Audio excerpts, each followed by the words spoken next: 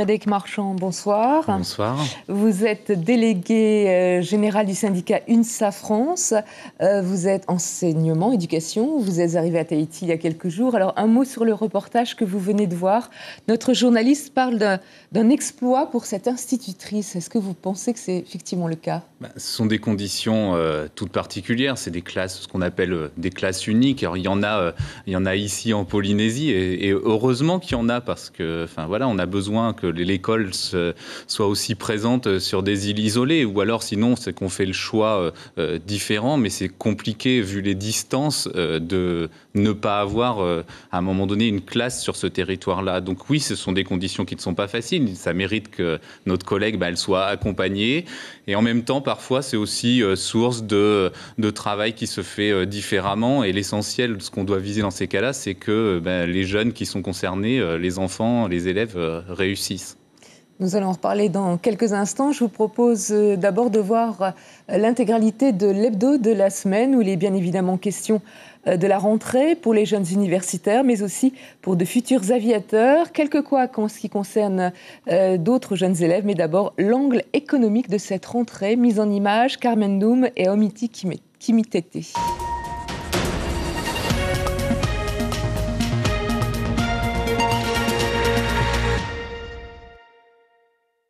Sur toutes les échelles, l'économie de l'éducation irrigue tout le territoire. 67 000 élèves, le ministère de l'Éducation nationale est le plus gros employeur du Fénois. Paris a maintenu le budget alors que les effectifs ont fondu de 15%.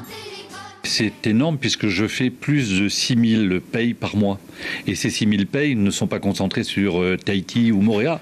Elles sont dans toutes les îles. Le budget étant de 65 milliards, l'État apporte à peu près 60 milliards. Sur la presqu'île, 7 000 élèves. L'évolution du Sacré-Cœur est un bon exemple de dynamisme. Aujourd'hui, les effectifs multipliés par 3.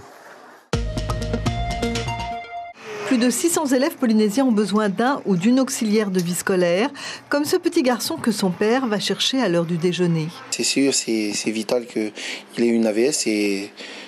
C'est difficile, mais avec ça, c'est beaucoup moins.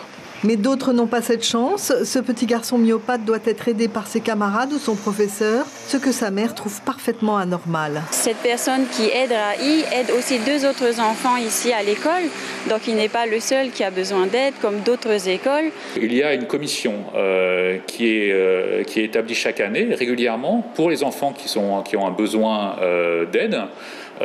C'est la CTES, donc c'est pas un avis qui donne, c'est une décision.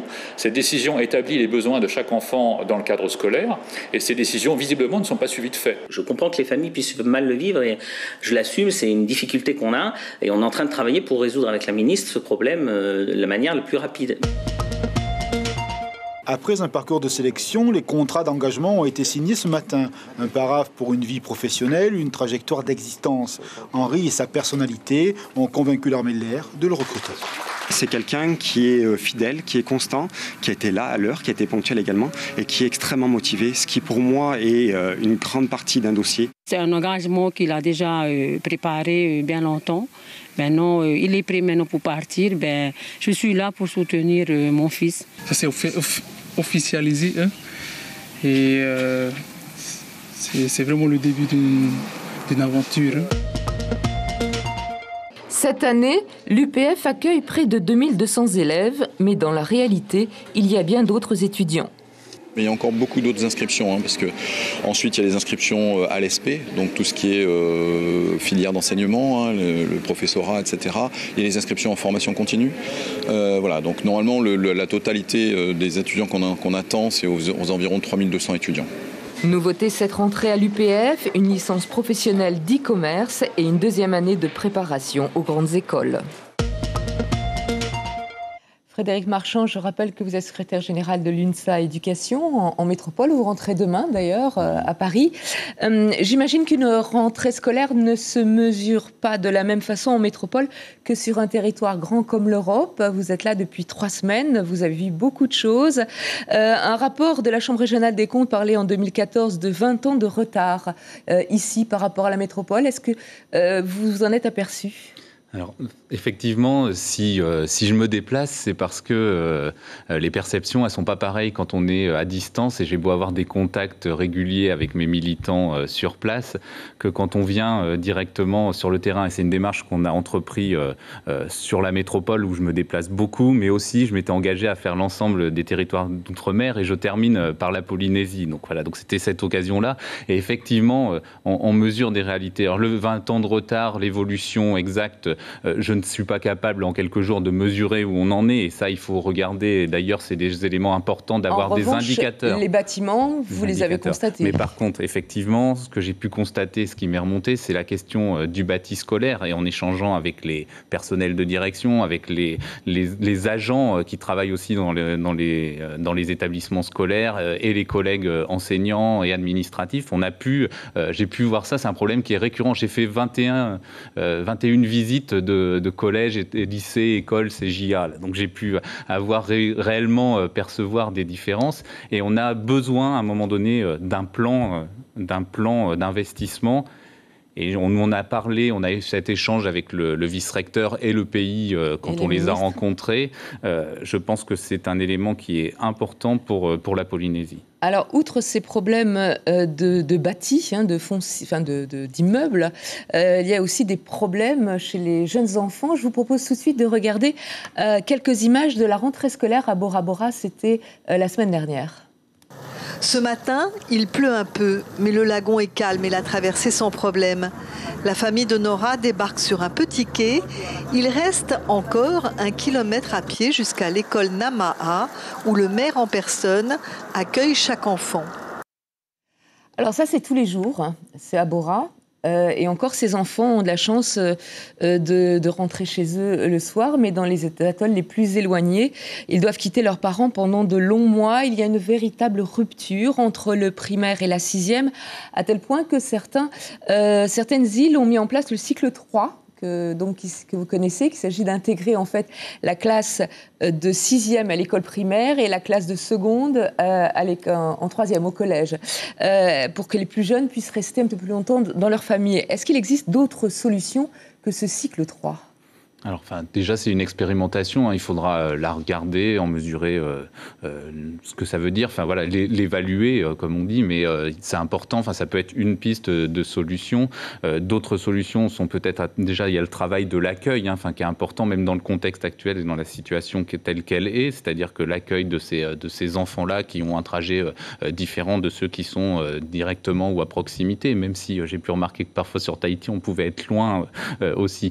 Mais donc il faut travailler sur ça, et après il faudra voir aussi ce qu'il en est sur d'autres évolutions à travailler pour voir quelle méthode. Mais c'est pour l'instant, aujourd'hui, dans les conditions, il faut travailler vraiment pour moi sur l'accueil de ces enfants, sur le transport, sur éventuellement améliorer. Justement, le transport, on sait bien évidemment qu'on ne peut pas mettre un collège sur toutes les îles, mais ces enfants qu'on vient de voir n'ont droit qu'à un billet de transport par an, à la rentrée et à la sortie de l'école en juin. Est-ce qu'ils on pourrait envisager une prise en charge plus importante avec des billets d'avion?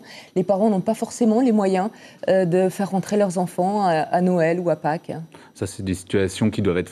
j'ai pas la connaissance globale du sujet, donc il faut c'est des sujets à travailler entre le pays aussi, l'État sans doute. Vous comprenez la détresse de ces enfants et les territoires, mais on comprend que c'est difficile. Oui, tout à fait, c'est jeune. Après, je sais qu'il y a aussi des solutions autour de familles d'accueil, même si c'est pas forcément, et notamment peut-être moi avec mon regard métropolitain, ça peut paraître compliqué, mais je sais que ça se fait et que c'est parfois des solutions qui sont habituelles et qui ne choquent pas forcément certaines familles, pour avoir échangé avec certains. Voilà.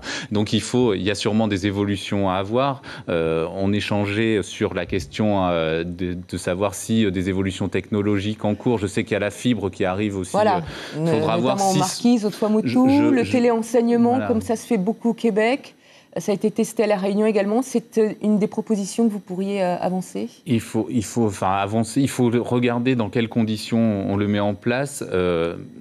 Le présentiel reste aujourd'hui quand même quelque chose d'important. Le contact humain reste quelque chose d'essentiel. Ça peut être des solutions à regarder, à travailler, mais enfin en tout cas aujourd'hui les moyens techniques ne sont pas à la hauteur pour l'instant. Enfin j'ai cru comprendre qu'on était en train d'installer la fibre sur un certain nombre d'îles, donc peut-être que ce sera des solutions qui seront à regarder, à travailler, même si pour nous le contact humain est important. Le rôle des parents d'élèves, parce que quelquefois on dit qu'ils sont un peu absents.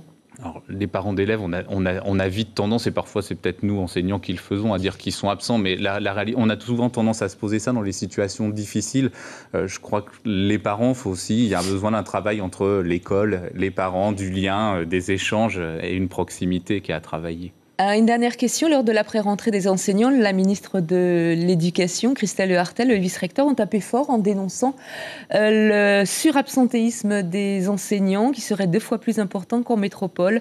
Maladies, vacances anticipées pour éviter les billets d'avion trop chers, difficultés d'adaptation aux îles. Elles menacent même de leur saisir une part de leur salaire. Où est le problème? Est-ce que c'est un problème d'adaptation, d'éloignement? Qu'est-ce qui se passe? Ou est-ce que les gens pensent venir enseigner ici en vacances? Alors, je pense qu'il faut faire très attention dans la manière dont on aborde ces chiffres. Donc j'entends, 2 fois plus, il faudrait qu'on regarde un petit peu quelle est l'évolution, qu'on la mesure. Il y a sans doute des choses qui sont inacceptables, mais focaliser que sur celle-là, c'est pas forcément être vraiment en recherche de ce que ça veut dire, cet absentéisme. Il peut y avoir des choses pour maladies, peut-être plus ici qu'ailleurs, à regarder aussi. Il faut étudier ça de près et il faut travailler sur les causes. Donc derrière, il y a des choses qui sont, j'ai entendu le vice-recteur et la ministre appuyer sur un certain nombre de choses. Donc voilà, on ne part pas un jour avant, j'entends, mais je pense que c'est pas... il faut faire attention de ne pas stigmatiser non plus les enseignants sur ce sujet-là. Je pense qu'il y a un vrai travail à mener, d'accompagnement aussi, de regarder ce qu'on met derrière le taux d'absentéisme, voilà, parce qu'il y a des... attention, j'aimerais qu'on n'y mette pas, et quand ça vient de la Cour des comptes, qu'on n'y mette pas non plus certains stages ou etc., qui ne seraient pas remplacés. C'est pas la même chose que des enseignants absents. Il y a aussi la question des congés maladie, qui a des causes. On n'est pas en congé maladie pour rien, ou alors il y a des médecins qui ne feraient pas, mais en général on est en congé maladie parce qu'il y a une raison d'être en congé maladie. C'est votre rôle de défendre les enseignants et vous le faites très bien. Merci beaucoup Frédéric Marchand d'avoir été notre invité ce soir. Merci. C'est désormais une tradition.